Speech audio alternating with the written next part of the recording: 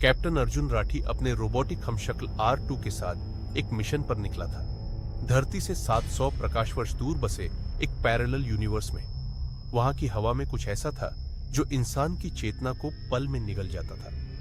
मगर अर्जुन को रोकना अब किसी के बस की बात नहीं थी। अगर हम वहां पहुंच गए तो इतिहास नहीं, भविष्य बदल जाएगा, R2 ने कहा। उसकी आंखों में नीली रोशनी झिलमिला रही थी।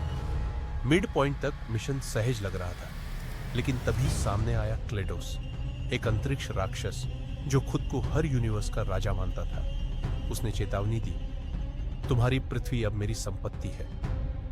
R2 पर पहला हमला हुआ। उसका सिस्टम क्रैश होने लगा। अर्जुन के पास दो विकल्प थे, या तो भाग जाए या फिर अपने रोबोट हमशक्ल की चेतना को अपनी आत्मा से जोड़ दे। एक ऐसा प्रयोग जो जानलेवा था। काला रहस्य, द ब्लैक सीक्रेट। शाम का वक्त था और पुलिस की गाड़ियां एक बड़े घर के बाहर खड़ी थी। अधिकारी अपनी टीम के साथ घर में घुसने ही वाले थे कि एक शख्स, दादा मनोहर भाई के नाम पर रजिस्टर पर दस्तखत किया गया। अंदर से बुरी तरह घबराया हुआ मिनी अपने परिवार को शांत करने की कोशिश कर रहा था। ये दादा भाई वही हैं जिनके खिलाफ कभी हमारे ताऊजी के घर छापा पड़ा था। मिनी ने अपनी मां से कहा। दवाइयां और कागजात सब कुछ खंगालने के बाद अधिकारी नाराज होकर बाहर आ गए। कुछ नहीं मिला, एक अफसर बोला। तभी एक आवाज आई, तुम नहीं देख पाए जो सामने था। काला काला, ये शब्द जैसे एक गूढ़ संदेश थे। दादा भाई, जो राजनीति के हर कोने में फैले थे, अब भी हर चाल को सधा रहे थे। तुम लोग तो उस सड़ी सब्जी की तरह हो जिसे दिन भर नजरअंदाज किया जाता है और रात को सस्ते में बेच दिया जाता है। दादा भाई ने चुपके से मुस्कुराते हुए कहा। अधिकारी इस रहस्य को सुलझाने के लिए तैयार थे, लेकिन सच्चाई हमेशा दूर ही रही। काला काला जो छिपा हुआ है, जल्द सबके सामने आएगा।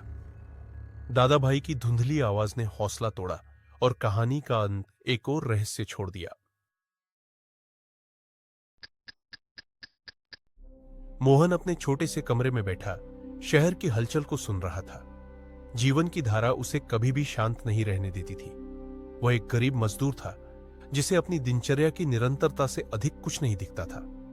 एक दिन जब वह काम से वापस घर लौट रहा था, रास्ते में उसे एक अधेड़ महिला मिली। उसका चेहरा चिंता और उदासी से भरा हुआ था। महिला ने मोहन से मदद की गुहार लगाई। बेटा, मेरी बेटी खो गई है, मुझे उसकी तलाश करनी है। मोहन का दिल धड़कने लगा। उसने महिला की मदद करने का निश्चय किया, बिना किसी स्वार्थ के। वे दोनों एक साथ पूरे शहर में घूमते रहे, रात भर उसकी बेटी की तलाश करते रहे। थक हार के जब वे एक पुराने पार्क में पहुंचे तो वहां एक छोटी सी बच्ची खेल रही थी। मोहन और महिला दोनों की आंखों में आंसू थे। महिला ने अपनी बेटी को गले लगाया और मोहन को धन्यवाद दिया। मोहन ने मुस्कुराते हुए कहा, यह तो मैं भी अपनी मां के लिए करता। वह रात मोहन के जीवन का मोड़ साबित हुई। अब उसके जीवन में भी एक नई उम्मीद और उद्देश्य था। उसे महसूस हुआ कि दूसरों की मदद करने से सच्चा सुख मिलता है।